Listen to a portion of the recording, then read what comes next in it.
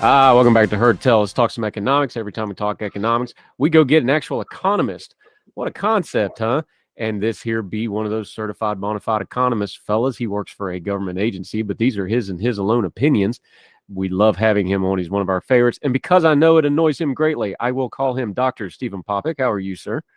It's not so bad. I'm doing great today. It's a beautiful Friday. A little bit chilly here in DC. Hey, you show up in a collared shirt. We're actually going to give you the nomenclature. You look halfway professional today, my friend. To be fair, I have a work meeting after this, so I need to look professional. Yeah, every now and then I'll be dressed up doing one of these, and somebody's like, "Why are you wearing a tie?" It's like, "Well, I had a TV hit right after that, so I had to like dress up or some stuff." If I'm dressed up on Heard Tell, I got a media hit right after or right before or something like that. All right, brother. Hope you're having a good New Year. New Year, same problems. I want to start here. We talk every time you come on here. I talk about like the numbers and how this just spins our head and explain. I think we need to just start with some basic building blocks of how an economy actually works, because we hear bits and pieces of the news story and we don't put them all together.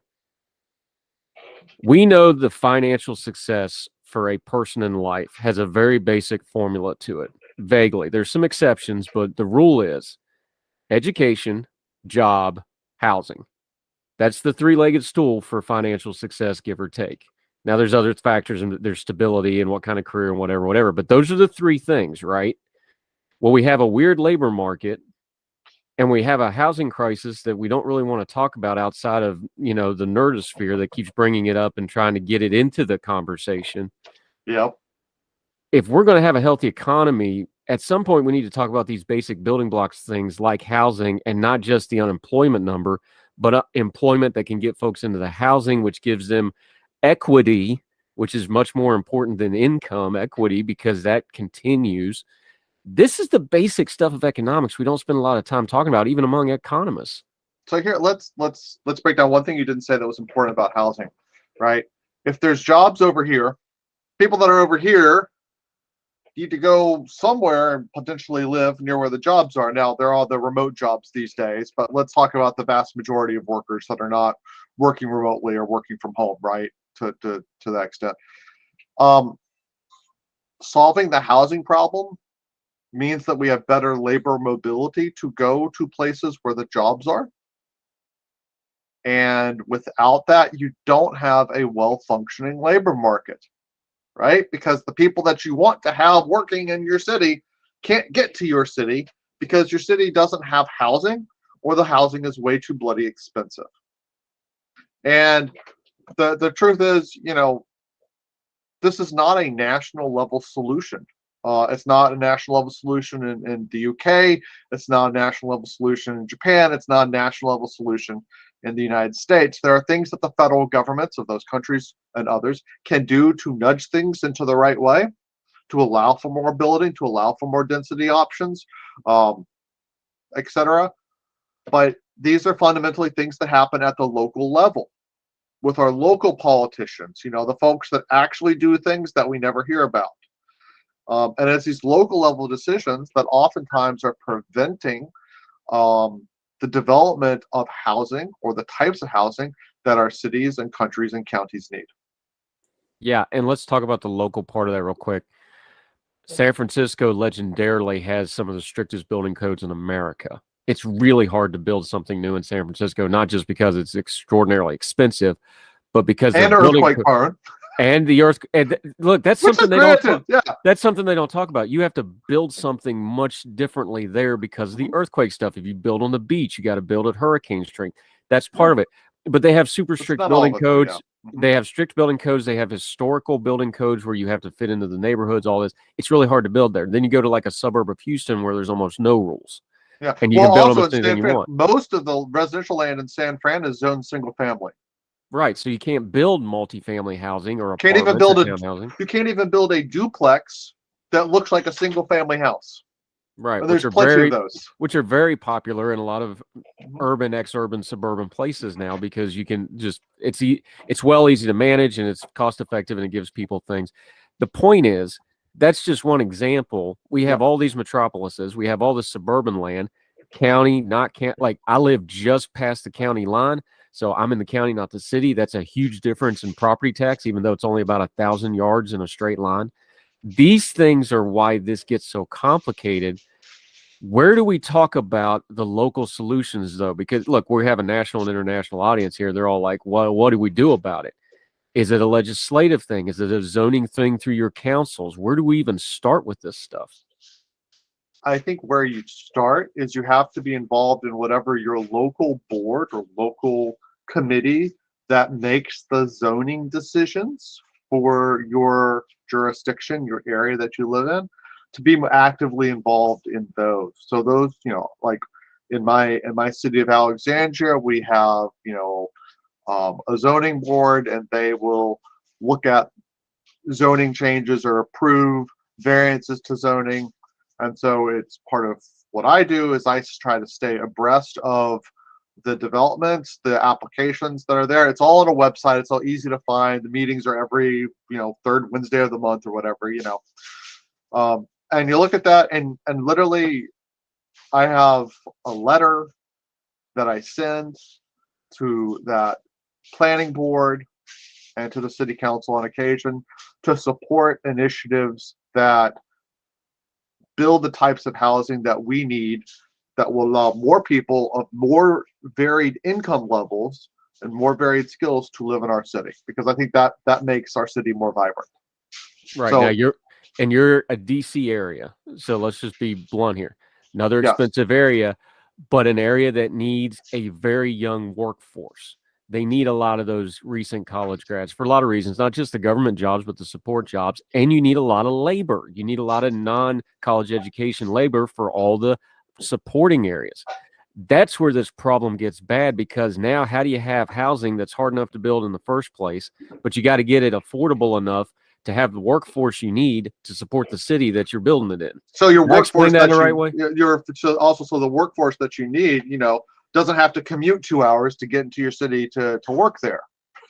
Yeah, but it's a local level. And the thing is, with a lot of these issues, the voices of no can have a lot more power, right? Because it's the so-called detrimental effect, if there is one, right, is concentrated amongst a very small sliver of individuals that have a very big incentive to yell and scream.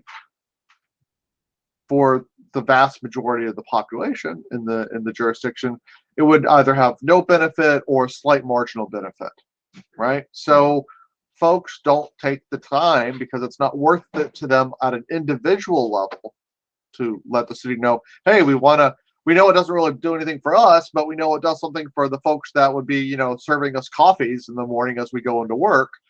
So they don't write their letters. So the only thing that city council has is a lot of angry people. So think about that. Like, it's like that's a classic problem of where the benefits are and where the costs are. So if the costs are isolated to just a few individuals and the benefits are spread out, even if the benefits are dramatically in the aggregate outweigh the costs, it's the people that are benefiting, don't participate, don't speak up, don't make those cases, right? And that's just our human nature. Yeah. Stephen Popick joining us here. Let me not to interrupt you. Let me interrupt you and ask you this question though. With that, this is not a new problem. No. The wealthy, by and large, wealthy people own homes and own land. So you have the wealthier people are always going to want to protect their investment, understandably, in their land and their property. That includes property values. That includes what kind of neighborhood it is, all that sort of stuff. They're the haves. The people needing housing are the have-nots, but the housing is a problem. This is a very, very, very old problem. It is. And we've made changes in this country to try to allow more people to have housing. Let's keep in mind, go back 100 years, housing was, land, right, was the property of the very rich. You were middle class, you did not own your place that you lived. You do not own the land. We were one of the first countries, if maybe not the first, but definitely the first few, to push for this thing called the 30-year mortgage, right? Before that existed, you had to buy a house and have it all paid off within 5 to 10 years. Which was beyond the capacity for pretty much, the vast, vast, vast majority of American households. So now we get this 30-year mortgage backed by the government to some degree. That becomes an option. That does allow for homes to be more affordable to a larger swath of the population. That is why today you have probably about, I think it's around probably a 66, 67, 68% home ownership rate, right? So the median U.S. household owns their house, or at least has a mortgage on their house. This is in contrast to a lot of other countries that don't have the 30-year mortgage, and you can find those, and they still have sort of those more antiquated systems, and it's more traditional for people to rent. Now, those countries where it's more traditional for people to rent have other vehicles to allow people to build wealth, and their housing markets aren't completely as wackadoodle as ours. How do we talk about this? Stephen Popick joining us, economist. How do we talk about this as the problem it is? Because we've talked about it before. The housing crisis is not of the last few years. It's not of the last administration or this administration. This has been going on for a while, but it's going to be a huge problem going forward. Here's the thing. We know this is right up your alley. This is what you do for a living. Housing is used for an indicator for a reason, because if you build a house, it's not just the house that the family's going to live in. It doesn't matter if it's an apartment or a townhome or a multifamily or single family home. It's the same formula. There's something like 26 trades go into building one house. There's all the materials that go in this. There's the economic, all those trades jobs everybody wants to keep getting more and more of. That's an indicator of whether those are doing well or not. Are we building houses? Because you got to have all those trades to build a house. So that's an indicator. And all the things that you go to the department stores or Amazon to buy to fill up said house. Right. So housing's such an indicator. Why do we have this cognitive disconnect of going, we have a housing issue. There's no way this isn't an economic issue going forward if you don't fix your housing issues as you go along. I know an economist can do that, but in the discourse, we can't seem to put those two things together. We can't. Again, it is, you have folks who like the neighborhoods that they have, who like the places where they live, and they don't like to see them change, and that's human nature, and that's understandable. But when you don't want to see something change, as an example, we have a development here in Alexandria that was primarily for some of our lower income families, and the owners of that property wanted to expand it, make it a little bit taller, add 2 more stories to it, essentially. And the folks right around where that development was, it's a very nice development, pitched a fit, saying it would change their property values, it would alter their views, they'd be more shade, it would be not as good, right? And so it was someone who's 2 miles away doesn't even know about that, but again, like that's I think that ultimately is the issue. The costs are borne, right, by a very small sliver of folks that have a very big incentive to be upset. And I don't even know if they're right to be upset, but they are upset. They have reasons for it. I understand those reasons. And then the benefits are spread more diffusely. That's all. This is a problem as old as government.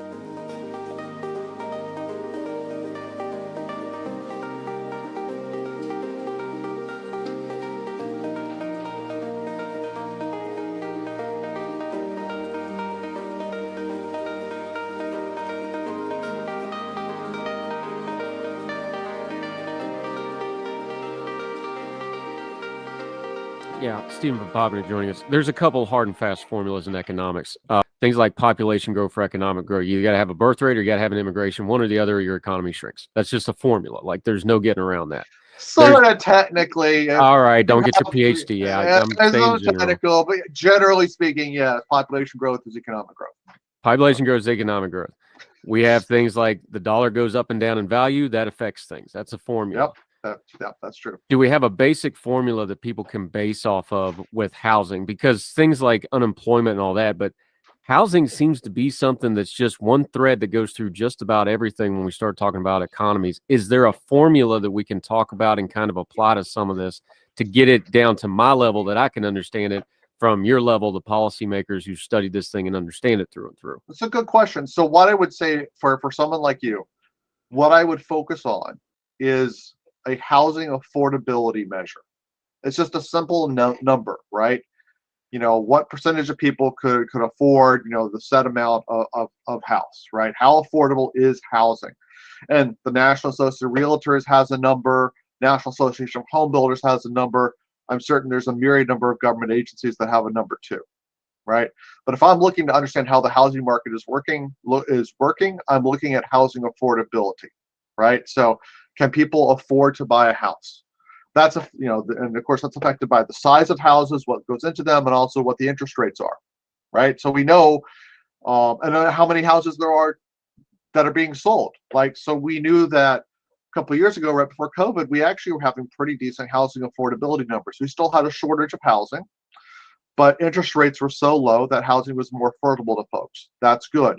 We've seen a spike up in the lack of housing affordability, so to speak, in the last couple of years, thanks to continued declines in inventory being available. Obviously, house prices went up a lot and interest rates went up. And so that just means people are more locked in, right? So if I was focused on something, I would just look at, a standard housing affordability metric and see how that's changing over time. And, we could pick a measure to say, we think that the housing market was well functioning back here at this date. So that's our benchmark. And we're watching us if we're above our benchmark or below our benchmark. That might be the easiest heuristic for someone to look at.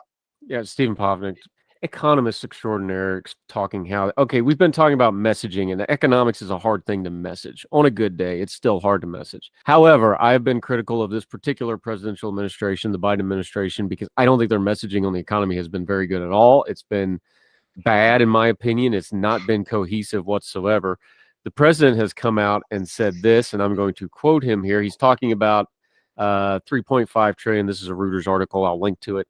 3.5 trillion in manufacturing technology over the next decade. We all know how investment over the next decade sound bites work out, but that's neither here nor there. Here's the quote. Quote, "This is not about getting to a level spot. This is about going to a whole new plateau. We're the only country in the world who's come out of the crisis stronger than we went in." What the hell's the president talking about? So are you keying off the word plateau there? Here's the thing. I understand on an economic graph that there's plateaus. The problem is, in a post-Jimmy Carter America, nobody in America wants to hear the word plateau and economy at the same time, even if it's in a non-negative sense. Is that fair to say? We want to hear it's always sunrise in America again, to quote another president, right? Fair, but this is a comms thing, not a math problem. Do you want to say plateau to an economy that is actually not that bad on paper, but does have some dark spots, but the perception is that it's a mess, and the messaging is what bridges those two things together? I'm not sure this is the way to go about this. I wouldn't have called this a plateau. I would say that we're climbing back up the ladder again, right? That is what we're doing. And Biden is correct in the second part. Flip it. We're the only country in the world who's come out of the crisis stronger than we went in. We can argue that, but there are facts supporting that statement, that we have come out of the COVID recession in a much better overall position than most countries that are most similar to us, right? And you can make the very coherent and cogent argument. There are some factors that work against that, but as I said, you can make this argument and it's supportable. So I would have led personally with the second sentence and just left it at that. What he's talking about here is we just had an employment report drop literally this morning, about 2 hours ago, and it was a very good employment report. It didn't. We didn't unexpectedly miss expectations. We unexpectedly went beyond expectations and had a better job report than what we expect than what we might have been thinking about. We also positively saw that wage growth, which I know people want wage growth, but wage growth that's sort of been off of its own kilter, adding to inflationary pressures in the economy. We saw wage growth sort of coming back down. And the picture that you can paint from this is it looks, based on the last couple of months, that we might be getting back to a 3% inflation rate economy, one that's sort of normal, one with a normal, well-functioning labor market, getting back up to almost where we were from at the beginning of the COVID crisis. So like this is a very positive jobs report. Jobs were up in a lot of different industries, and I said wage growth was starting to come down a bit. So we're starting to see those inflationary pressures tamper out. Could this be the mythical soft landing that the Fed's been trying to engineer? It could be. Now, you talk about the soft landing. We talked about this before. There's as much danger in coming off of inflation as there is in going up in inflation if it's not handled correctly, though, is there not? So you're talking about disinflation or deflation, right? Yeah. Here's the problem with deflation. You want to keep saving there. You want to keep saving because, and so like that means there won't be as much investment potentially in the economy. So yeah, there's always dangers, right? I mean, there's a reason why a lot of countries in the world, Andrew, have this inflation targeting approach for their central banks, and we don't have that in the U.S. We don't. Our central bank only has a dual mandate on inflation and employment, but there's not like a typical inflation target, right? But sort of unspoken, there's a general agreement that inflation at about 2 to 3 percentage points is kind of the sweet spot. So you sort of want to get back to that. But keep in mind that what the Fed's doing, Andrew, is they're using a lever that takes a lot of time to get moving to pull it down or pull it up, and a lot of time to stop the motion. So they're trying to predict where we're going to be 6 months, 9 months from now, and where they're making their decisions. So that's the danger, right? If they misread the situation, they keep the lever moving up a little bit too long or moving down too long, then we overshoot or undershoot, and we don't hit what we want to be.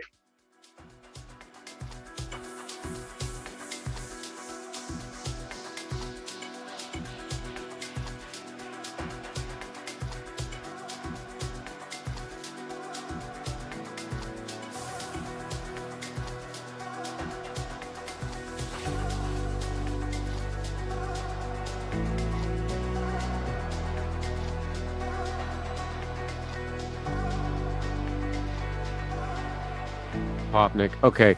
The big question everybody's concerned on, same question as last year, new year, same problems, right? You've heard this once or twice in your life as an economist. SSDD. Are we going to have a R word? Is there going to be a recession in 2023? Okay, so I hate this word. I know. And I'm going to give my usual diatribe here. I know. We could have a recession with negative 0.1% GDP growth. We would not have a recession with 0.1% GDP growth. It's literally the same economy, right? So we shouldn't be keying. I get why we key on it. It's an easy metric, but I think, an economic slowdown has costs just like an economic recession has costs.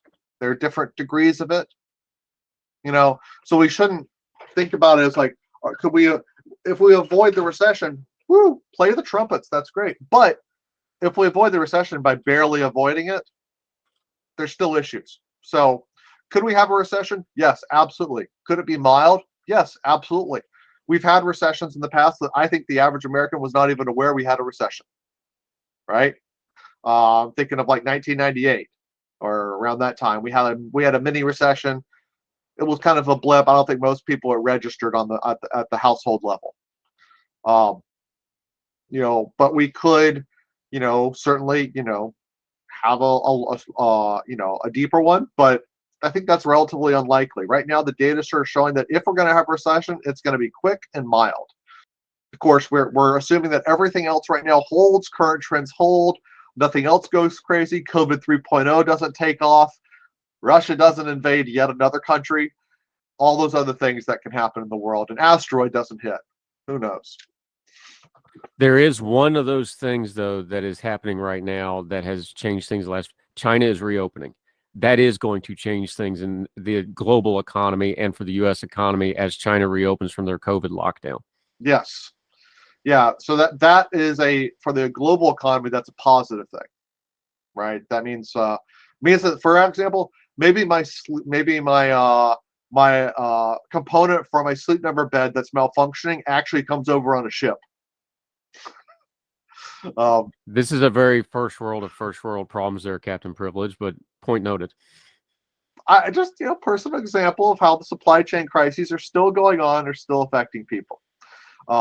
But yes, that would have a benefit that would help accelerate economic growth across the world with China reopening, because those goods would be more easily flowing out of China, and their production would be occurring. So it's definitely better to have better for the economy to be reopening. Don't know if it's better for health. We'll see if they have to shut down again, because their COVID policies and their COVID vaccine do not seem to be particularly effective. Yeah, just one of those great unknowns that make economics so interesting and sexy and fun, right? Stephen Popick, our economist friend. I appreciate, I appreciate that. See, I want to do that when we talk to you, though. Like, talk about those basic building blocks. So when China's a big thing, but if we don't talk about those building blocks and we don't talk about the state of the economy, then you can't really talk about how China does or does not affect it. It all goes together, and that's why we keep having you on to explain this as we go along. Appreciate your time. Let folks know where they can follow you, what you have going on, and how they can keep up with you until the next economic headline that we have to get you to come in and explain it to us. At some point, I'll start writing for Ordinary Times again. It's one of my New Year's resolutions. We'll see how long I keep it. Like most Americans, I'll probably fail at some point. Sorry, Andrew, in advance. I'm also, always, watching what's happening on Twitter. As long as Twitter still exists, you can find me at economist on Twitter, where I do share from time to time takes on housing and sort of how the U.S. market is going. Stephen Popick, always appreciate your time, my friend. You explain this well so that even I can understand it, and you usually give me stuff to go look up and read on, which I will now go and do, so I try to keep up with you better next time. Thanks for the time, sir. Happy to do it, man. You too, sir.